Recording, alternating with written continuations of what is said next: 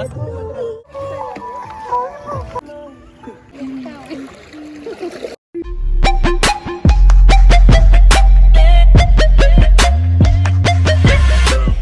Everyone ভিডিওটি click কৰাৰ কাৰণে বহুত বহুত ধন্যবাদ।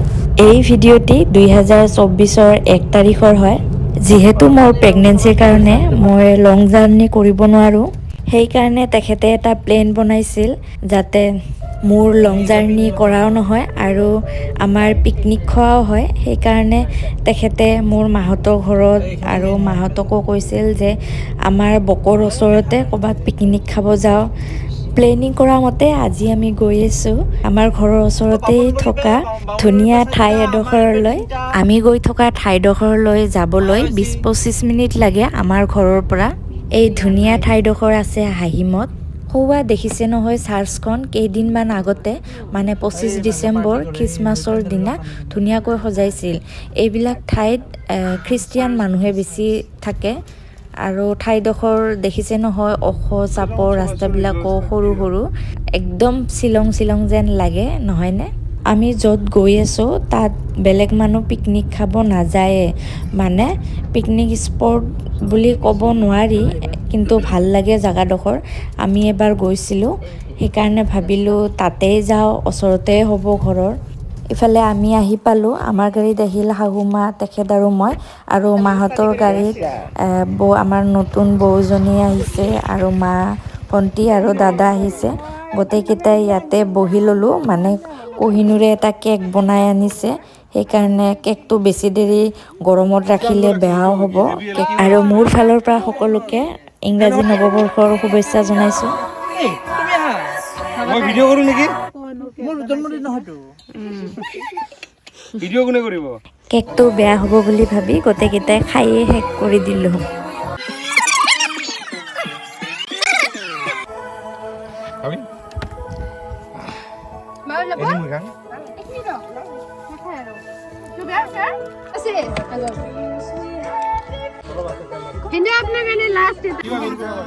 খোৱা হোৱাৰ পিছত এতিয়া আমি যাব ওলালোঁ মেইন ঠাইডোখৰলৈ।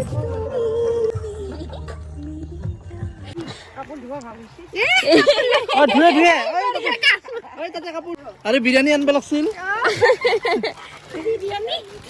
ইয়াত অহা ভিডিঅ' এটা মই অলৰেডি দিছোঁৱে আপলোড। আকৌ এবাৰ আহিলোঁ কাৰণ ঠাইডোখৰ ভাল লাগে।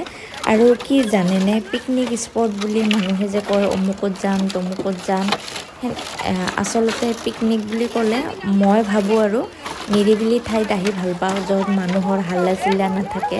সেইকাৰণে এই ঠাইডোখৰে আমি চিলেক্ট কৰিলোঁ। এই ঠাইডোখৰ ভাল লগাৰ মেইন কাৰণ হ'ল এই বহল নিজৰাটোৰ কাৰণে, মানে দুটা নিজৰা বা নদী বুলিও ক'ব পাৰি একেলগে লগ লাগিছে, আৰু এটা স্পীডত অহা নদী আৰু মানে নিজৰা, আৰু আনটো নদী মানে কম স্পীডত আহি কেনে এঠাইত লগ লাগে আৰু স্পীড কমি যায়। মই অলৰেডি যোৱা ভিডিঅ'ত কৈছোঁৱে। আৰু মায়ে প্ৰথম আহিছে, মোৰ শাহুমাই প্ৰথম আহিছে ঠাইডোখৰত, আহি ভাল পাইছে। দেখিছে নহয়, মায়ে ইফালে বগৰী গছ দেখা পাই বগৰী ছিঙিয়ে আনিল।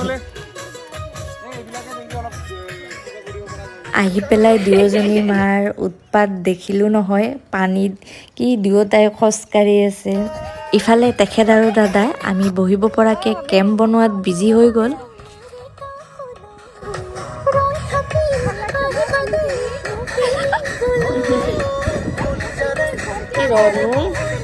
কি ৰ'দ দিছে।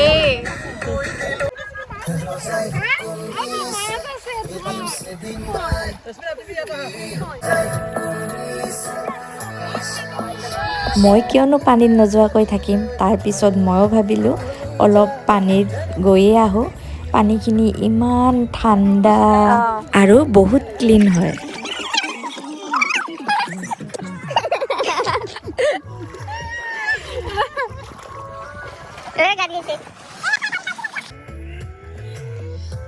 মায়ে কিমান পানীত গৈছে হা?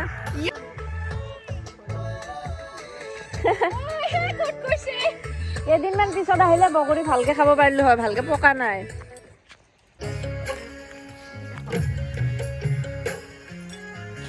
মাহঁতে ঘৰৰ পৰা ভাত চব্জি বনাই আনিছে।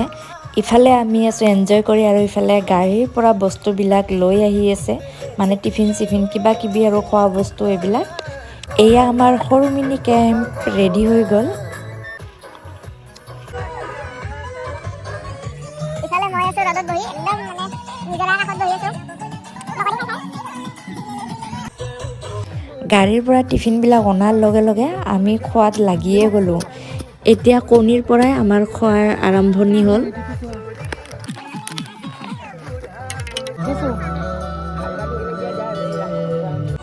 আপোনালোকে কি খাইছে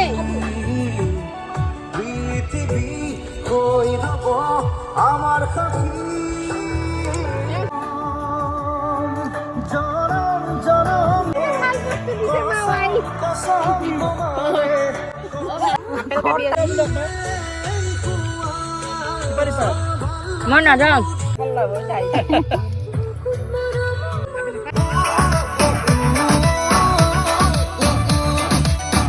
সকলোৱে বহি বহি থাকি এটা ৰিলো বনালোঁ আৰু লিভাৰ দিম এক নেকি? পিচমান হাঁহৰ মাংস মাৰি দিলোঁ আৰু মনে মনে চাবা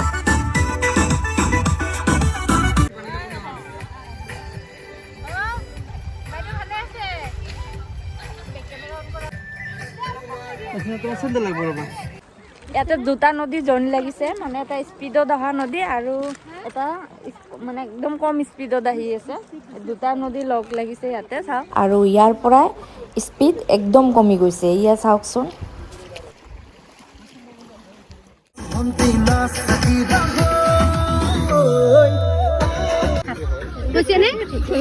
এবাৰ 3 4 5 7খন আছে দে কিমান লাগে তুমি ইয়াত কি আছে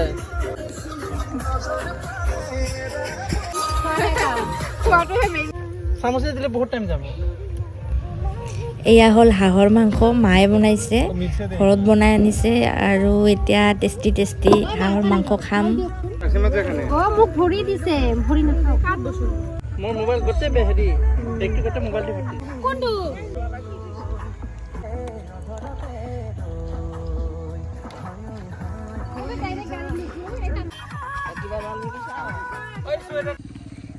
খোৱা লোৱা হ'ল এতিয়া যাব ওলাইছোঁ টানি টোপোলা লৈ